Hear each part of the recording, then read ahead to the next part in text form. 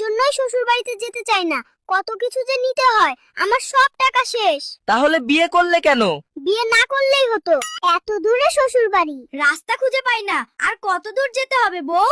ওই তো দেখা যাচ্ছে আমাদের গ্রামের বাড়ি, এসেই তো পড়েছি। সুমাইয়া, এই আংটিটি তোমার জন্য এনেছি, তোমার হাতটি দাও, আমি পরিয়ে দেব।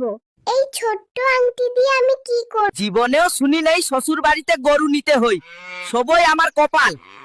ওই গরু তো পালিয়ে গেল, এখন কি করব?